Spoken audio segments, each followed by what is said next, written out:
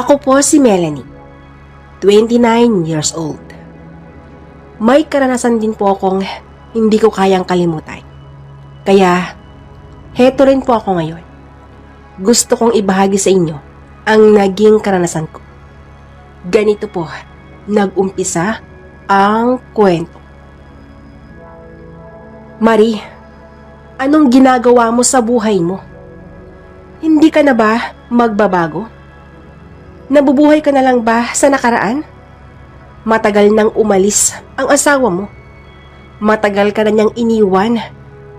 Kailan mo ba matatanggap na wala na siya? Wala na siya, Marie.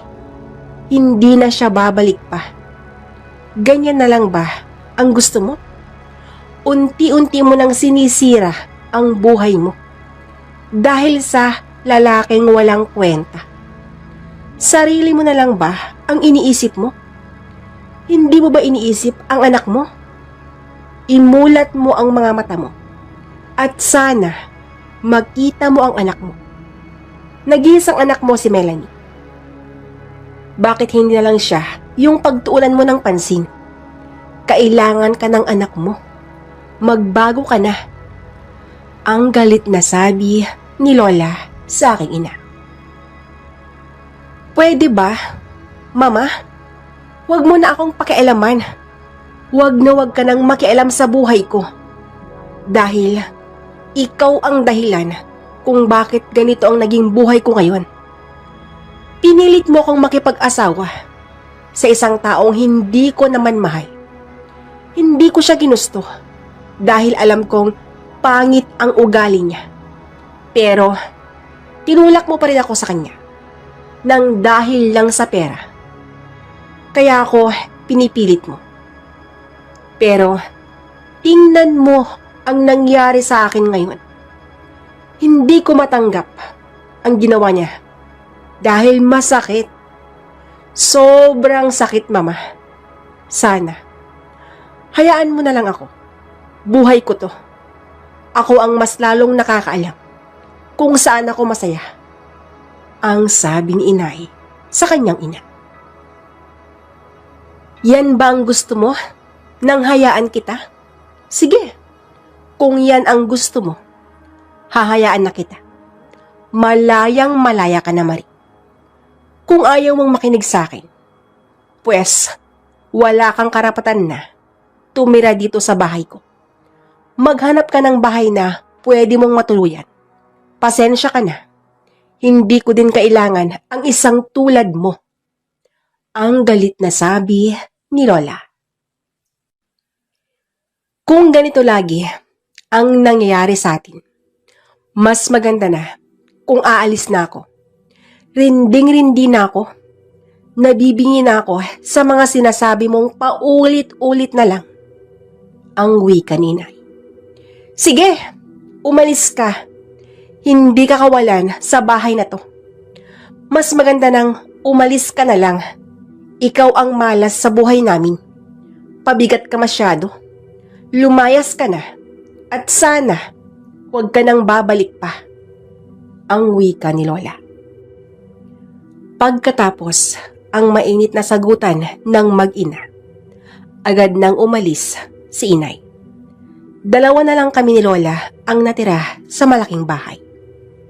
Hindi madali ang lahat para sa amin ng lola ko. Dahil kahit ganon ang ina ko, marami pa rin yung mga nagagawa niya.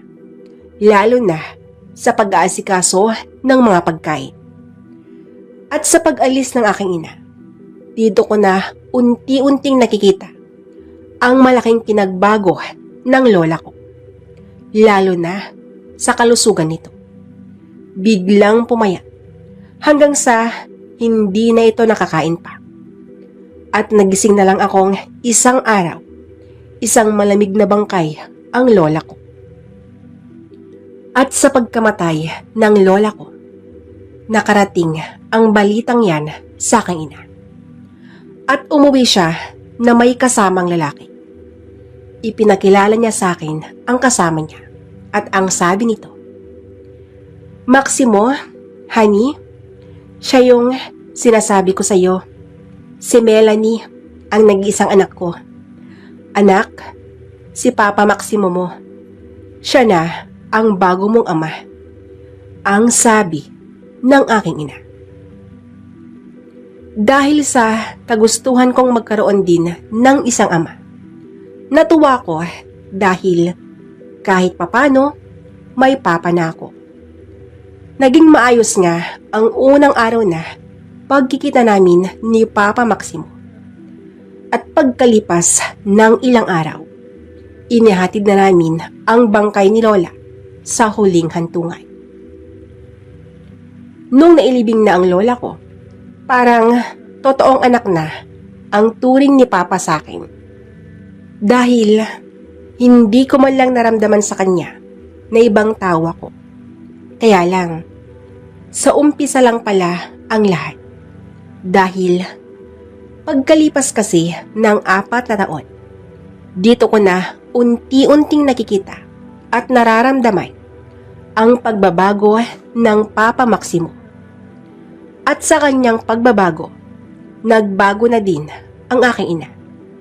Bumalik siya sa dati niyang ginagawa at gaya ng dati, laging mainit ang ulo niya sa akin. Nagagalit siyang hindi ko alam yung mga dahilan. Palagi akong umiiyak pag ganun ang ginagawa ng aking ina. At si Papa Maximo ang laging nagpapatahan sa akin. Hanggang dumating ang isang gabing lasing na lasing ang aking ina. At gaya ng dati, ako na naman ang pinag-initan niya. Sinaktan niya ako noon. At ang pinakamasakit sa lahat, nagbitaw siya ng mga salitang hindi kaaya-aya. Parang hindi niya ako anak.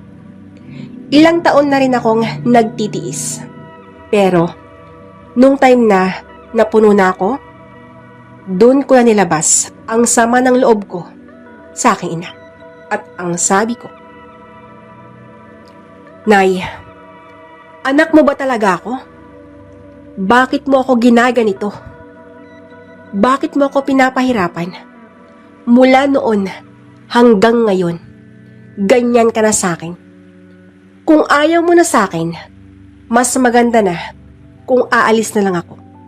Total, hindi naman anak ang turing mo sa akin, di ba? Isa akong utusan, katulong, yan ang tingin mo. At madalas mo rin akong saktan. Anong tingin mo sa akin? Robot? Bato? Na hindi nasasaktan sa mga ginagawa mo? Huwag mo sanang kalimutan na hindi pang habang buhay na malakas ka. Darating din yung araw na tatanda ka at manghihina ka. Ipanalangin mo na lang na sana hindi ko rin gagawin sa'yo ang lahat ng mga ginagawa mo sa akin ngayon. Tandaan mo yan. Ang galit na sabi ko. Pagkatapos kong nailabas ang mga hinanakit ko sa aking ina, pumunta ako sa mga kaibigan ko at dito na ako natuto sa mga iba't ibang mga bisyo. Matagal na nila akong inaalok na makijamming sa kanila. Ayaw ko pa nun dahil alam kong hindi maganda ang mga ginagawa nila. Pero nung time na sinagot ko na ang ina ko, dito na ako nag-umpisang uminom, magyosi, at minsan gumagamit na rin ako ng ipinagbabawal na gamot. Mula nung naumpisahan ko ang mga bisyo na yan, naging matapang na ako. Noon, hinahayaan ko lang na saktan ako ng aking ina. Pero, nung natuto na rin akong lumaban, yung nanay ko na ang takot sa akin, ang tindino.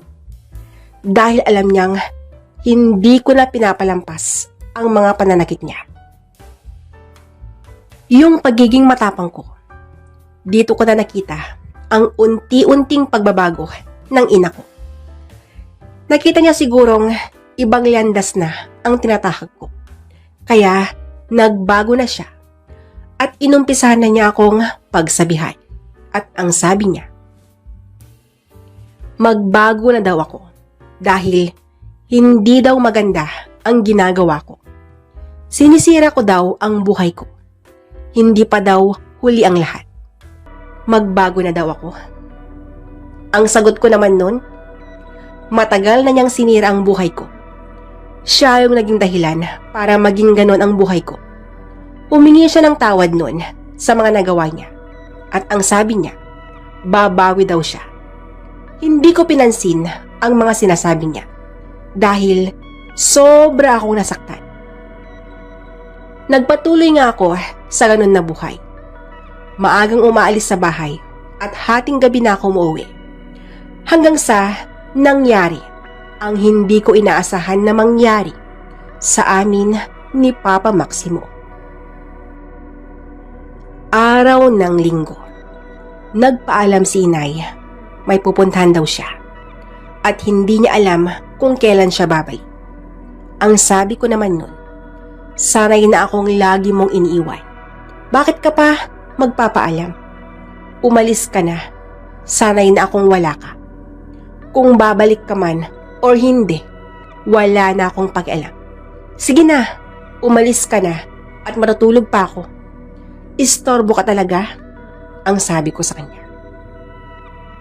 Sa lahat ng mga sinasabi ko sa ina ko, alam kong nasasaktan siya, pero gusto kong maramdaman din niya ang mga ginagawa niya sa akin noon.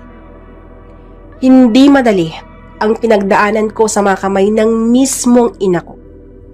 Alam kong masama ang maghiganti, pero gusto kong maranasan din niya ang lahat ng mga pinaranas niya sa akin.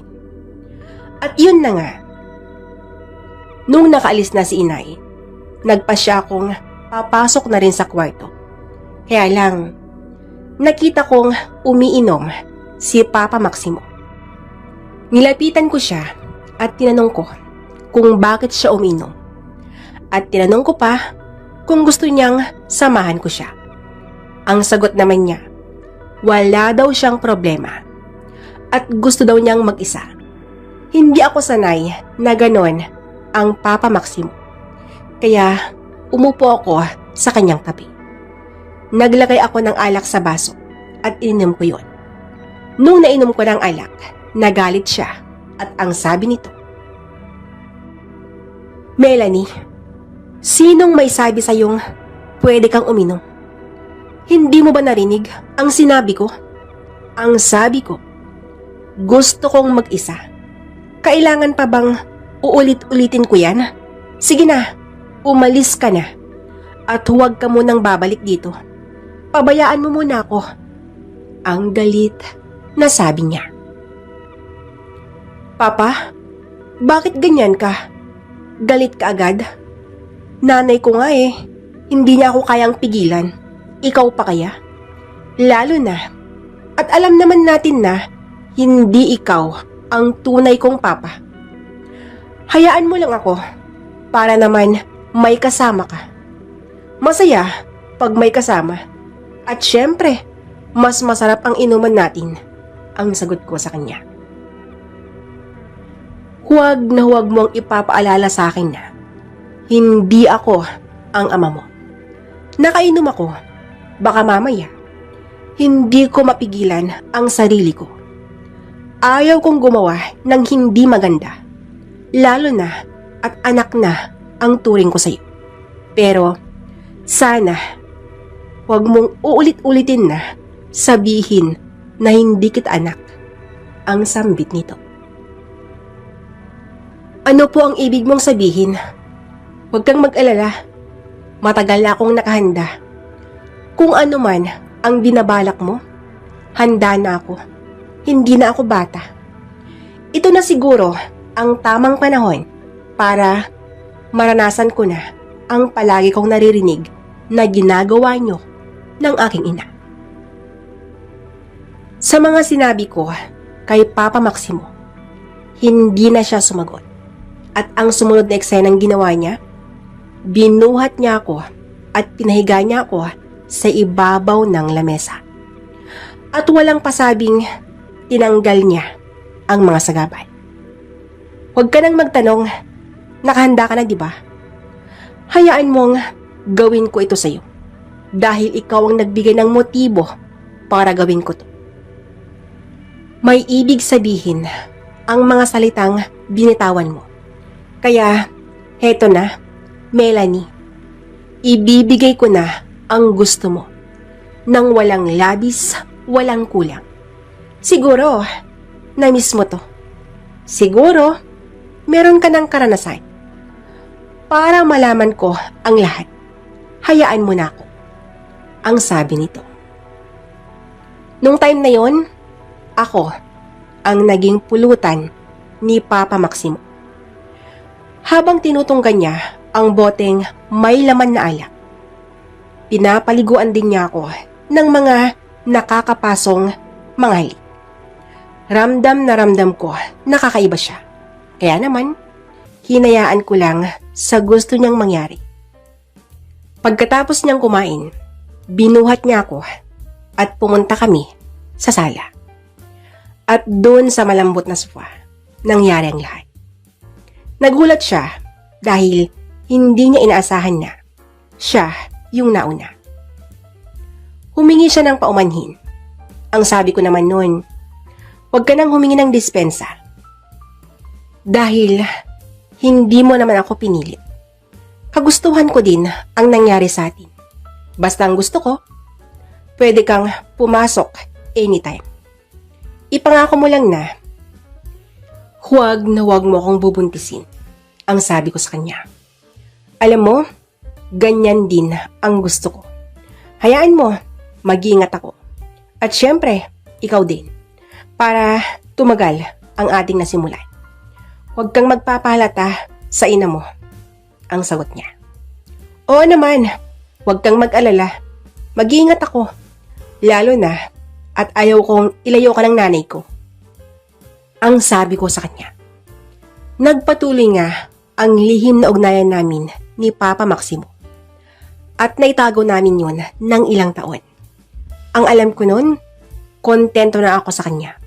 Masaya naman kami, pero iba pa rin ang relasyon na masasabi kong malaya naming ipagsigawan at ipakita sa mga taong nagmamahalan kaming dalawa. Alam kong hindi na mangyayari yan dahil asawa na siya ng ina ko. At ako ang lumalabas na kabit. Kabit ako ng stepfather ko. Ayaw kong panghabang buhay akong kabit. Kaya naisipan kong itama ang mga maling ginawa ko. Habang tumatagal kasi, nagiging matured na ang pag-iisip ko. Nakikita ko na ang maling ginagawa ko. Kaya, naisipan kong umalis na lang sa aming bahay. Hindi ko na sinabi sa ina at sa lalaking naging kabit ko. Umalis nga ako at pumunta ako sa tahimik na lugar. Na kung saan, dito ko nakilala ang isang lalaking nagparamdam ng pagmamahal. Kaya lang, hindi pa ako handa pagdating sa pakikipagrelasyon. Lalo na at may sekreto akong tinatago. Sa ngayon, focus muna ako sa aking trabaho. Bale, isa na akong sekretary sa isang sikat at pribadong kumpanya. Dito ko na po winawakasan ang istorya ng buhay ko. Lubos na nagpapasalamat, Melanie.